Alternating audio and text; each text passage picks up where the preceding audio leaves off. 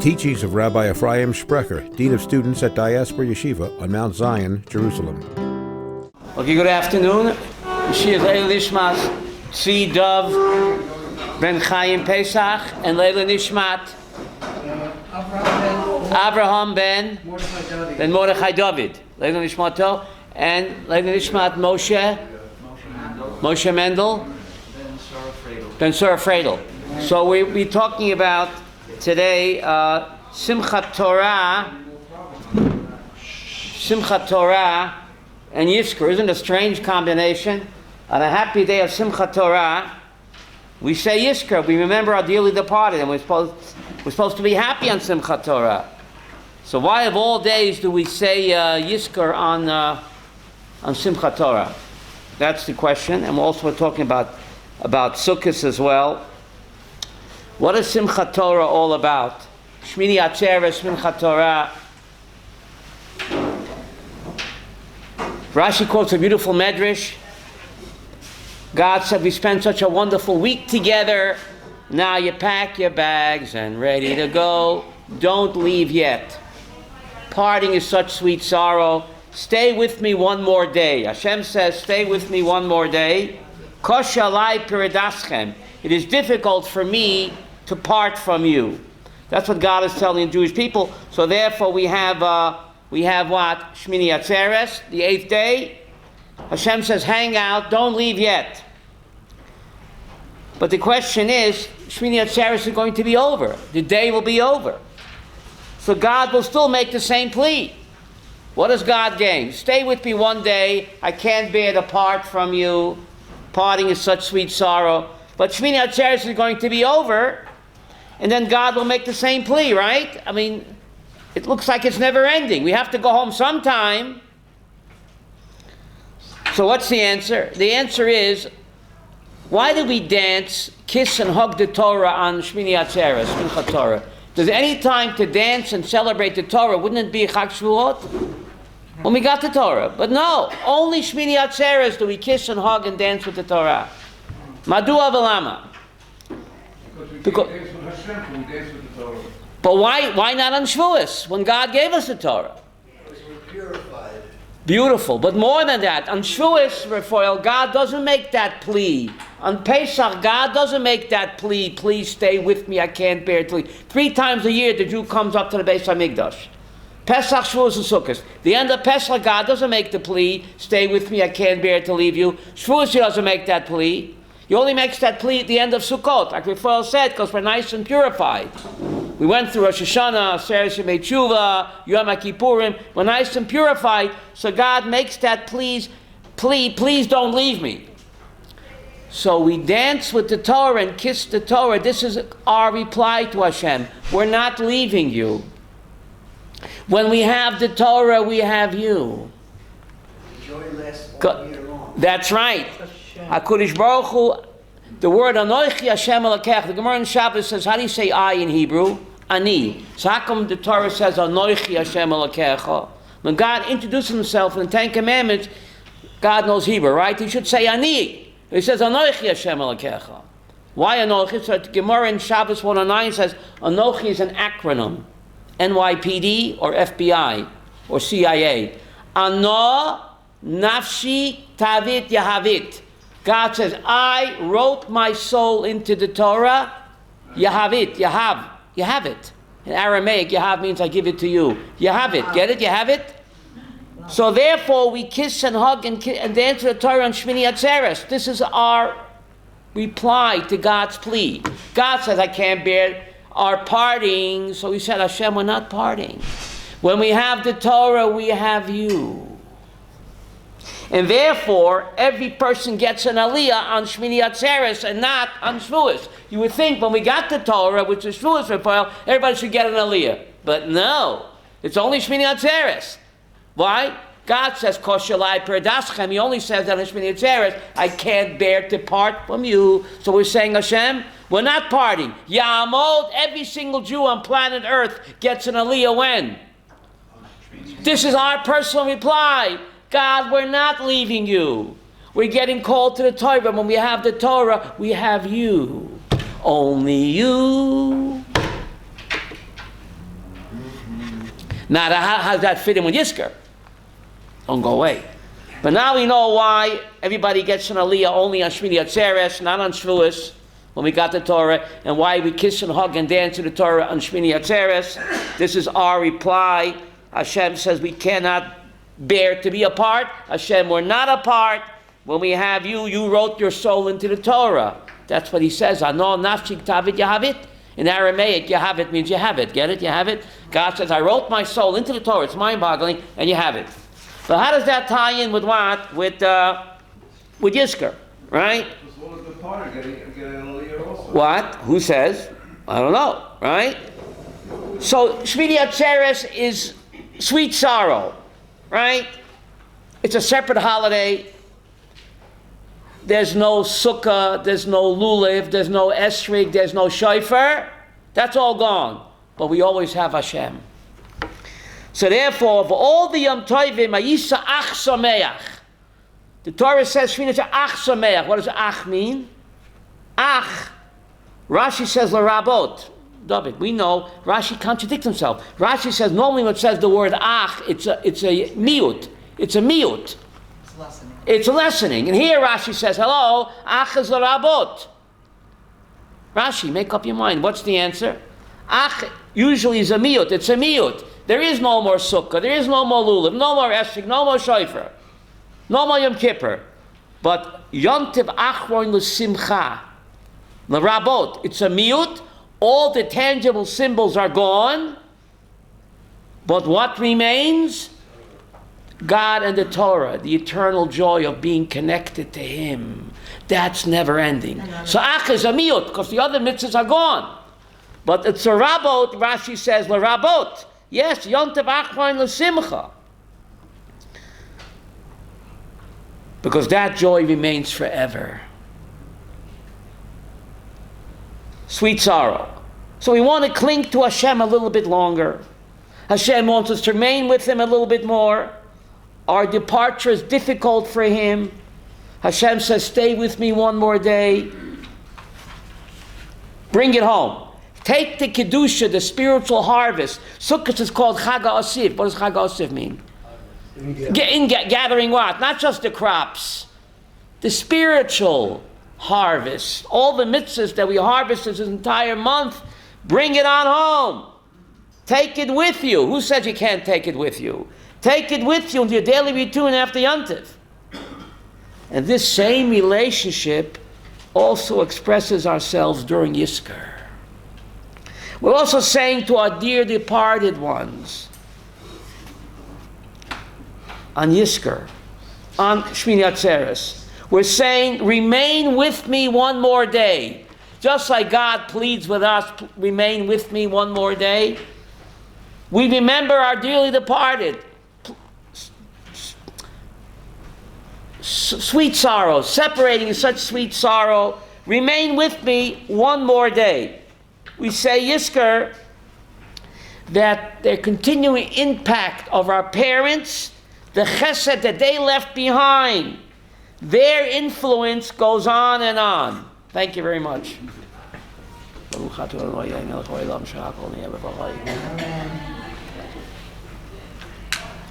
Just like we take God with us after Shemini Atzeret, we want to take our parents with us.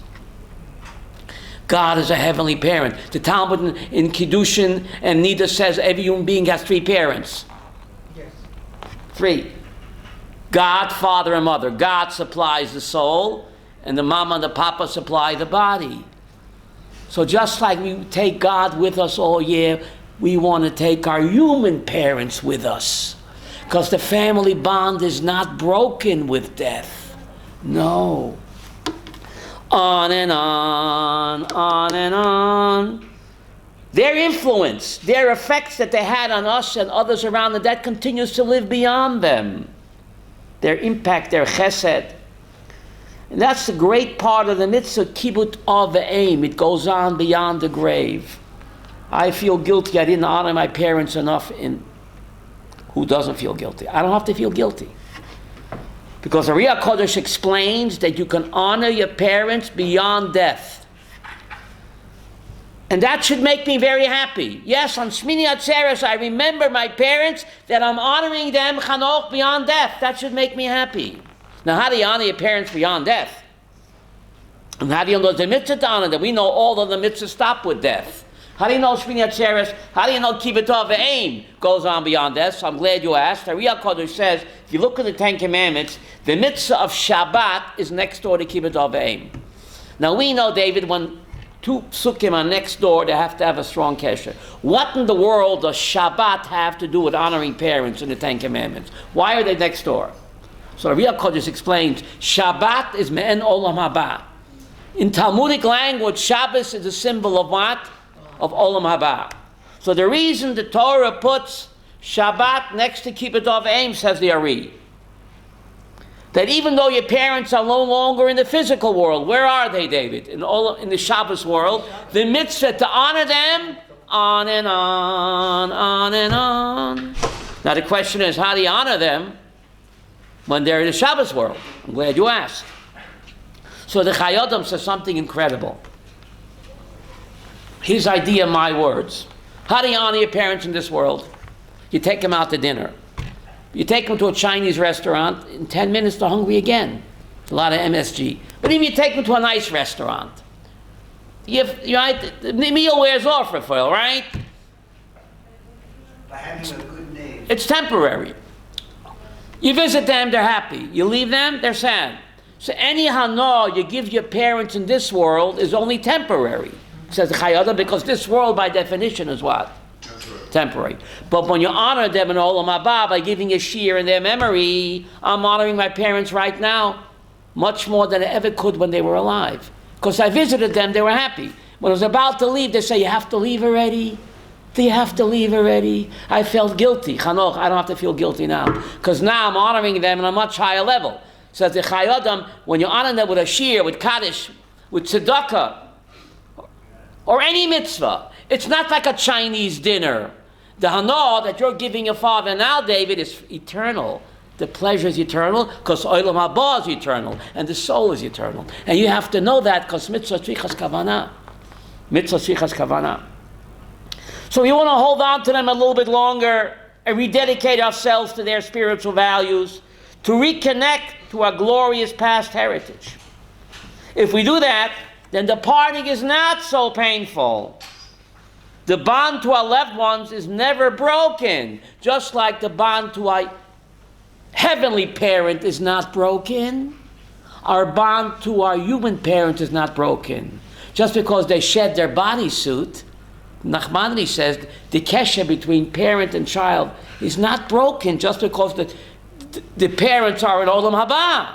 They're completely aware and they have tremendous pleasure from the mitzvahs that we do. We're honoring them at a much higher level than we could ever in this physical world because the honor we give them is eternal, unlike this physical world, which the honor that we can give them or the pleasure is only what? Temporary. So, Shemini Atzeret, Simchat Torah, Yizkor, joy and sorrow, it's the dance of life. Joy and sorrow is the dance of life. Tears of joy, tears of sorrow. You know, God is very magnanimous, giving us many different emotions. Why was God so economical when it comes to expressing great sorrow? How does a person express great sorrow? Crying. How does a person express great joy? That's right. Crying. Sometimes a person's laughing so hard you can't tell whether he's crying or laughing.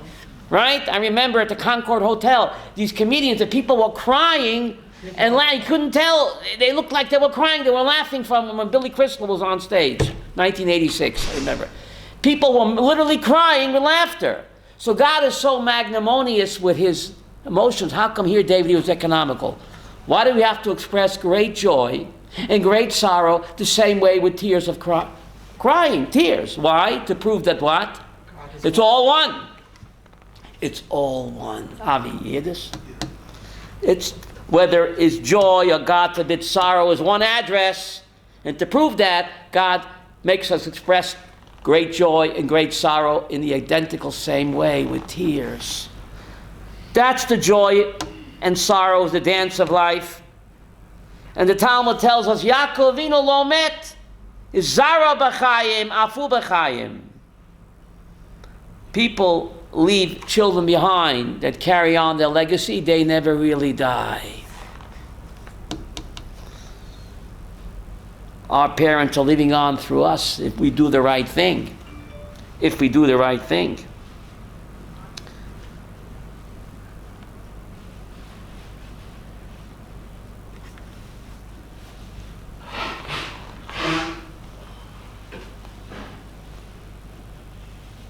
The famous story of Torah Shemini, the great Shemini Rebbe, he saw this Am Ha'aretz dancing with the Torah, Simchat Torah, with such great fervor.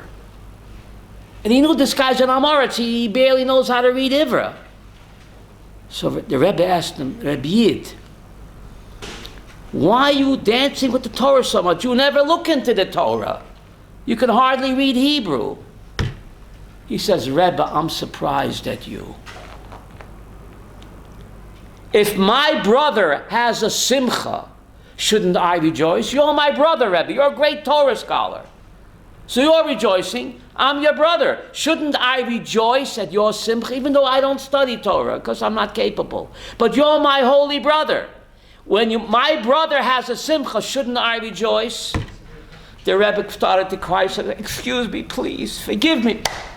You're right and I'm wrong. The great Rebbe, Torah Shemini, to this ignorant tailor, he begged him for mechila, and he says, I know you're right, because Simchas Torah night, do you open up the Torah?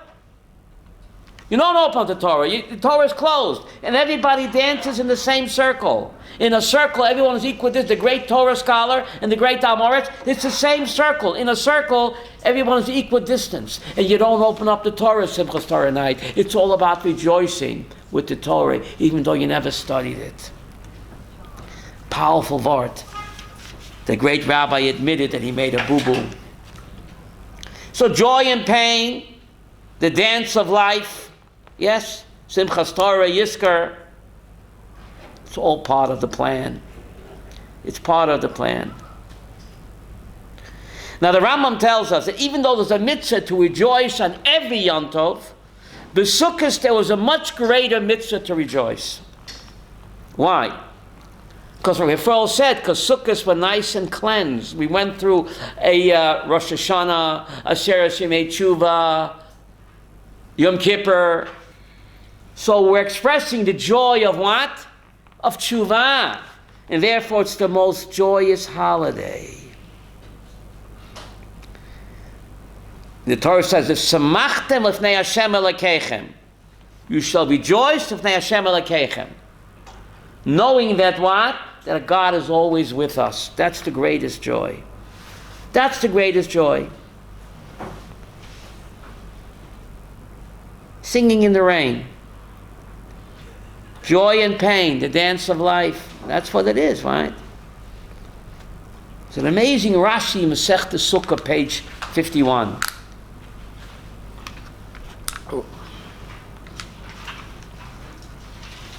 Rashi tells us that the marble of the Beis Hamikdash, Herdus rebuilt the second temple. Herdus, magnificent. Rashi says that the marble that Herdus used, Herod, to rebuild the second temple, Doma Legalim Shel Yam.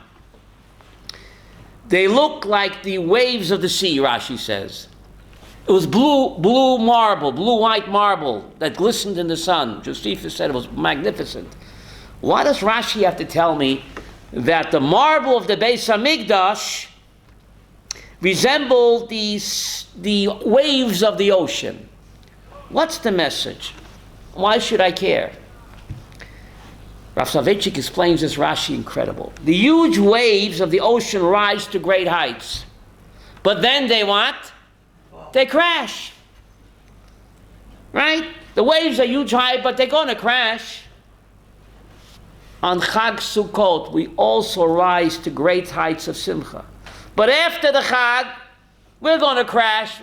We're going to go back to our same problems that are waiting for us, our troubles. So what value, what purpose does the Simcha have on the Chag when we come back, David, what's waiting for us? A pile of bills and our regular tzaris.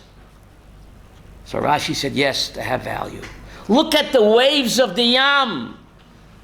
they crash, they rise, they know they're going to crash, but they keep on rising, even though they're going to crash. We live from Shabbos to Shabbos, from Chag to Chag. We'll always have Paris. Who said that? We'll always have the Chag, even though it can't last, but those high notes in life, we take that with us to the rest of the year. Look at the waves of the sea. They rise despite knowing they're going to crash, and they rise again. Pretty interesting. Now, the Talmud tells us that whoever didn't see the Nisach HaMayim on the Chag never saw great joy. They spilled some water on the Mizbeach on Sukkot, and the rabbis went wild with joy.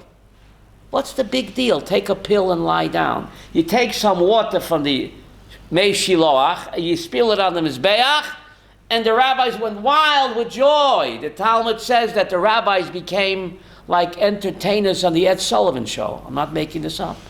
Hillel would juggle, remember Ed Sullivan? Hillel would juggle 8 flaming torches, and the rabbis would do somersaults. You remember the Ed Sullivan show? What's the great joy? It's just a little bit of water spilling on what? On the altar. What's the message? Don't take God's gift for granted. Water, you open up this faucet and it comes out. Yes, it's free today. It's not free. But appreciate everything in life, even what you think is mundane. Water, it's all over. Focus on a little bit of water and express great joy, God, for water.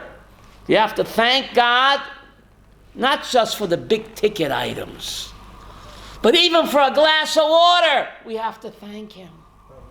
For the little pleasures in life. For the little pleasures in life. Without it, you can't live. You can't live, but it's always available. Don't people take water for granted and leave the faucet running? When they brush their teeth, they leave the faucet running? No, you know people like that? Yeah.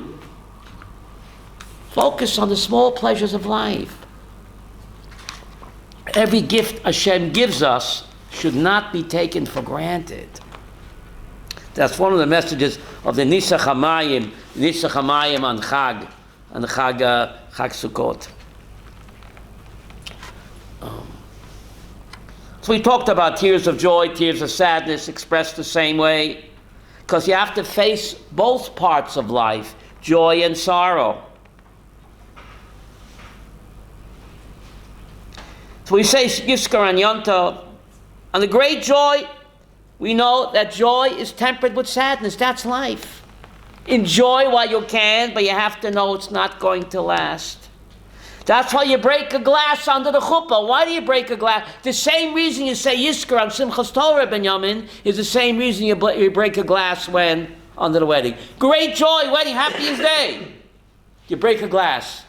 It can't always be that way. There's bound to be broken glasses. And you got to accept it. You got to take the good and the better. I don't want to say bad. You got to take the good and the better. Temper our joy. May Hashem give us the strength to tone down the sorrowful events of life and give us the koach to make it through the hard times. But mamish, at the peak of the chuppah, you smash a glass. You have to acknowledge, Avi, joy and sorrow, the dance of life. It's a mixture. You can't have one without the other. So dafkam Simchat Torah, you say Yizkar. But the other explanation I like also, well, God says, don't leave me, our heavenly parent. We're not leaving our heavenly parent, and we're not leaving our human parents either. Because when we follow their legacy, they're living on through us.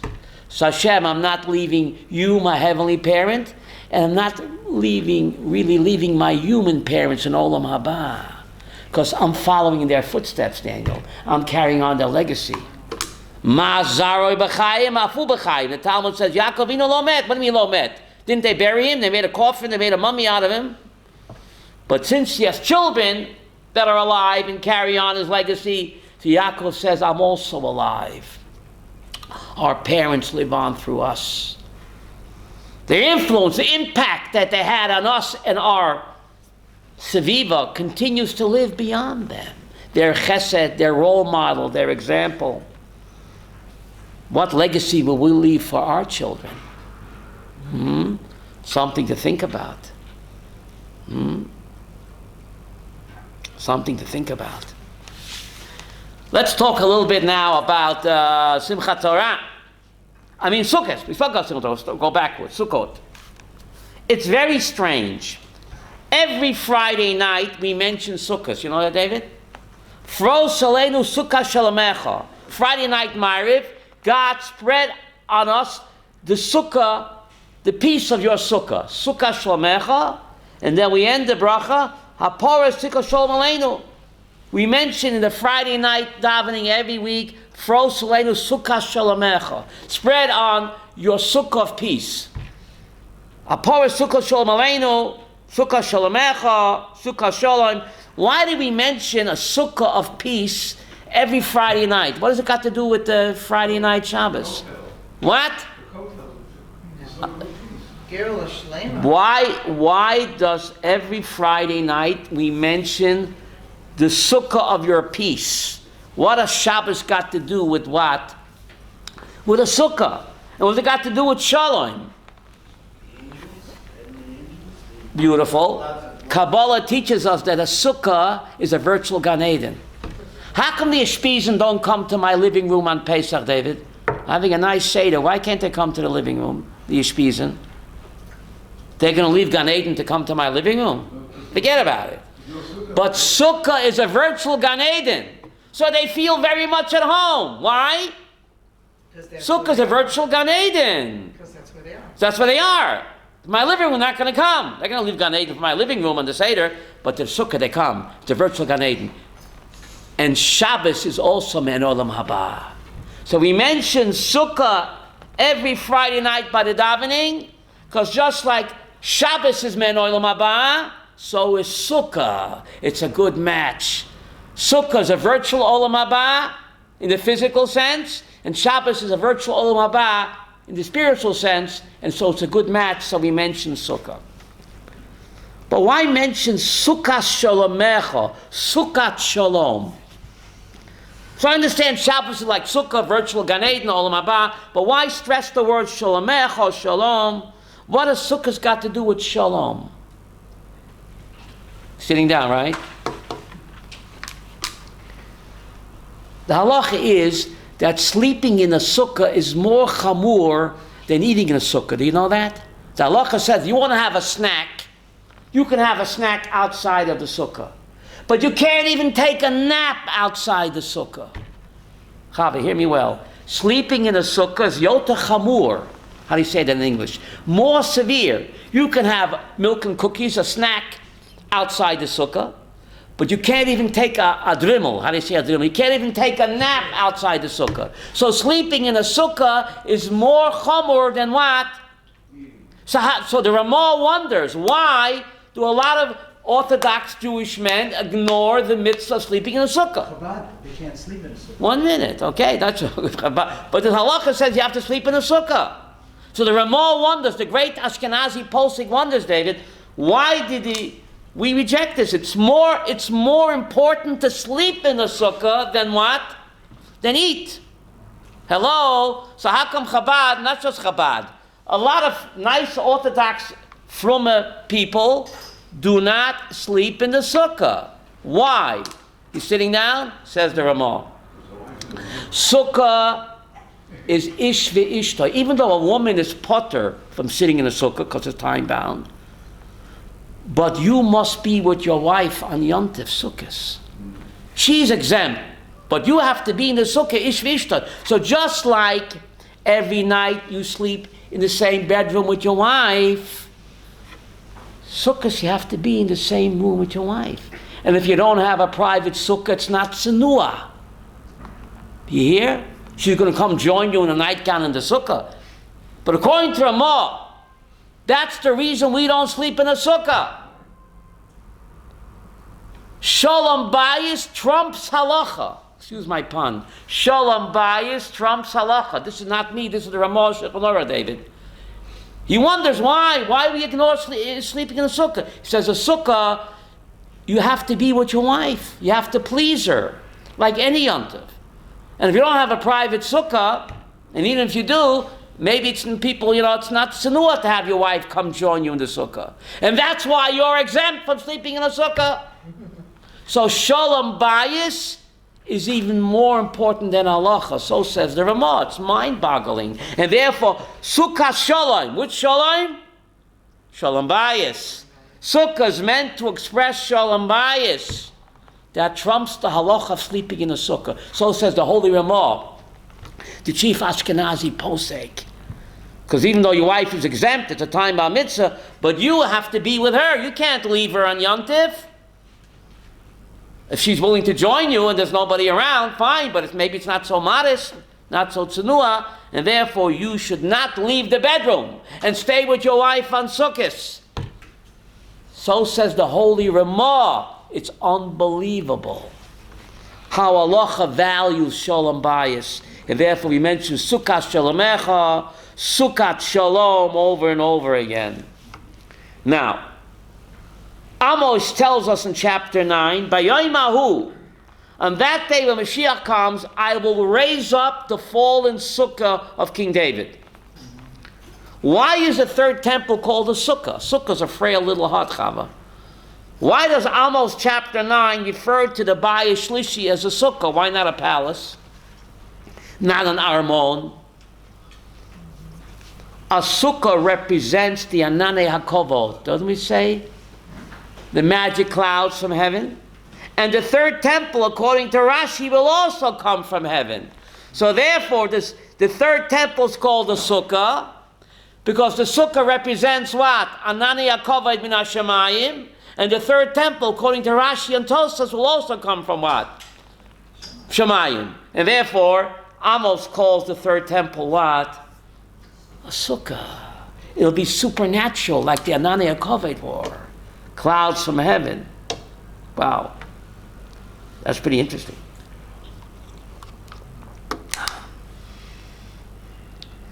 Shir Hashirim tells us, V'yiminoi techapkeni. Shir Hashirim is the love song between God and the Jewish people. So we, God's Kala, we say, V'yimino techapkeni. With his right hand he hugs me. What do we mean that? With his right hand he hugs me. So the Riyah Kodesh says, when you walk into a sukkah, you're being hugged by the one above. Pretty interesting. You're being hugged by the one above. Yeminoi, with his right hand, techapkeni, he hugs me. And that's when you walk into a sukkah. The Riyah Kodesh, the Vilna Gaon points out, there are only two mitzvahs a person does with his entire body. Shofar you do with your mouth, right? Tefillin with your arm and your hand, and right? Bris Milah with the, well, every mitzvah you do only with a certain part of your body. There are only two mitzvahs you do with your entire body. It's a pasuk in Tehillim 76. Vahi b'shalem. The only mitzvah you do b'shalem with your complete body is sukkah v'nosa b'tzion. Is living in a sukkah and living in Pisgat Zev. I mean in Kiyat Moshe. You gotta use your whole body. King David in Psalm 76 says there are only two mitzvahs you do with your entire body. Living in a sukkah and living in Eretz Yisrael. Forgot the mikvah. Yeah. Mikvah, can you go to mikvah with your boots on? Gotta take your cowboy boots off before you go to the mikvah. But living in a sukkah and living in Pisgat Zev, even with your boots on, with your socks on. You can't go to the mikvah with your socks on. It's a chatzitza, doesn't count. But living in Pisgat Zev, I mean in Rechavia, or in Israel, and living in a sukkah, even with your cowboy boots on. There are no other mitzvah like that. And we have to know that. Now, Sukkot comes right after Yom Kippur. It doesn't belong. If you look in Pashas B'Shalach, We live in a sukkah to remind us that God gave us the magic clouds of glory. When did we get the magic clouds of glory, David? When? In Nisan. Look in Pasha B'Shala. We should be sitting in a sukkah and asking the Manishtana. Manishtana Laila Zeh in a sukkah. A fifth kasha. Because if there is Zech of Hanani Akovoi, the magic clouds of glory we got when? Nisan, at the Exodus. So why do we push it off to what? To after Yom Kippur. It doesn't belong. There are many answers. Let me give you my great-great-grandfather. He's proud of me. Bnei Yissaschar's answer. Or why it's taken out of Nisan, where it belongs, Avi, because that's when we got the magic clouds in Nisan, and we push it off, Dafke what? After Yom Kippur. You do tshuva me'ahava, all of your averos become mitzvot. The Gemara in Yuma 86 says, tshuva is the ultimate time machine. You can go back to time, reinvent yourself, recreate yourself, rejuvenate yourself, and turn that sin into what? A win. I can't relate to that. God, are you serious? David, how can I turn a sin into a mitzvah? God, I can't relate to that. God says you can't believe it, right? We'll do show and tell. We'll do show and tell. Remember show and tell? You don't believe that your Avera can become a mitzvah? Right after Yom Kippur, you sit in a sukkah. The schach.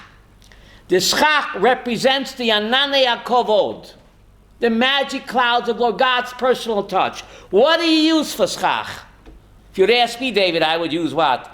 Delicious pomegranates and delicious fruits. Psolet, goren, v'yekev, only rubbish. Hello, does that make any sense? It's God's loving embrace, and the halacha says only rubbish is kosher. Hello, what?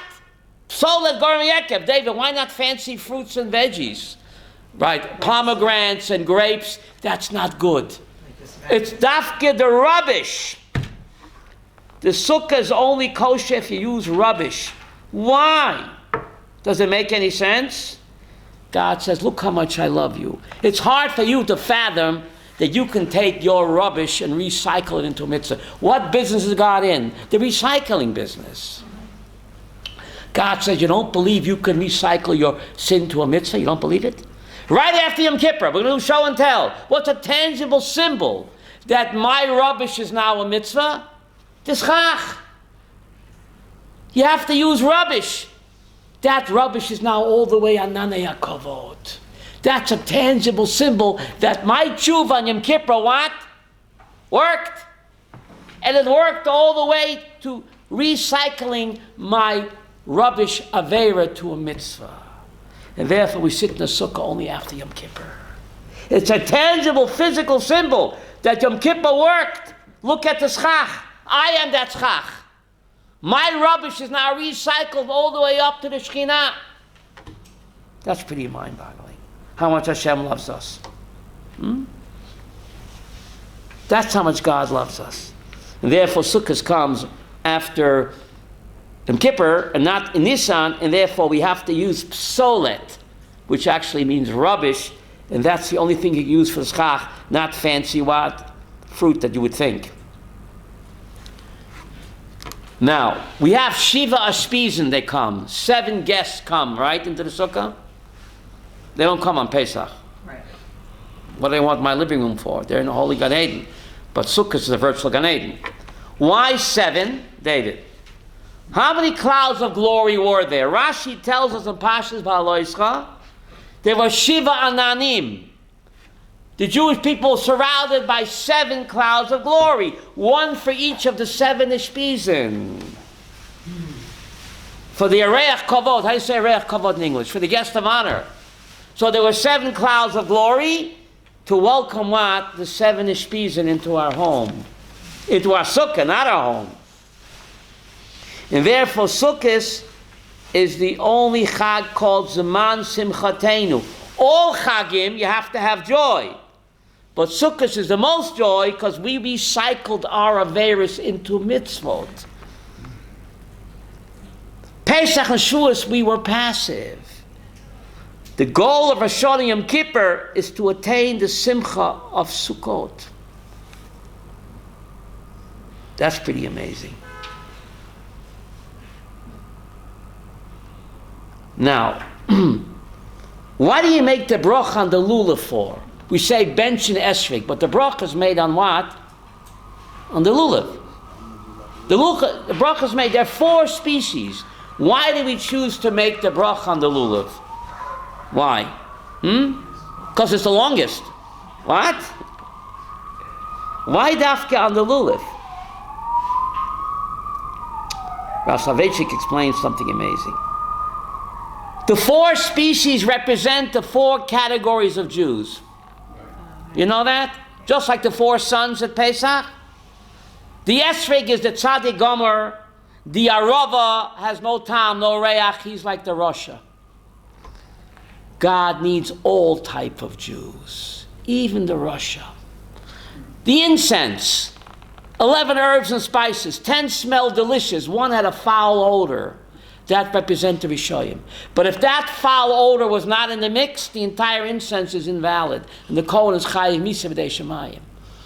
God needs every Jew the way he is. Even the arava sinful Jew. The esrog stands alone. The lulav is tied together with the arava. We have to be a lulav Jew. You only make a bracha on a lulav Jew, says Rav Soloveitchik. A Jew that's willing to unite with other Jews, even though they're not so frum. Don't be an esrog Jew. A esrog sits alone in a silver box, doesn't want to associate. A bracha can only be made on what type of Jew? A lulav Jew that's tied together even with the arava, who represents the rasha. That's pretty amazing. There's an amazing Gemara in Bracha 17 that makes this point. Rav Soloveitchik would quote this. Ani berya v'chavera berya. I'm a Talmud Chacham, and the simple unlearned Jew is the same berya I am.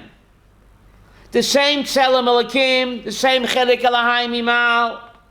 In this week's Parsha, Parshas Hazinu Kechelek Hashem Amo. God is a part of his people. This week's Parsha, David. Kwinky Dinky, this week's Parsha. Always comes out around Sukkot time. Kechelek Hashem Amo. God is a portion of his people, a part of his people, whether you're a tzaddik like the esrog, or even a rasha like the arava, that has nothing. Kechelek Hashem Amo. God is the same part in him as well. You got to be tied to every Jew. If you want to make a bracha, it's only in a lulav type of Jew. A Jew that's willing to unite and tie together with all Jews, not to sit alone in a silver box. And the Gemara goes on, Ani malachti be'ir, my work is in the city, and he works in the field.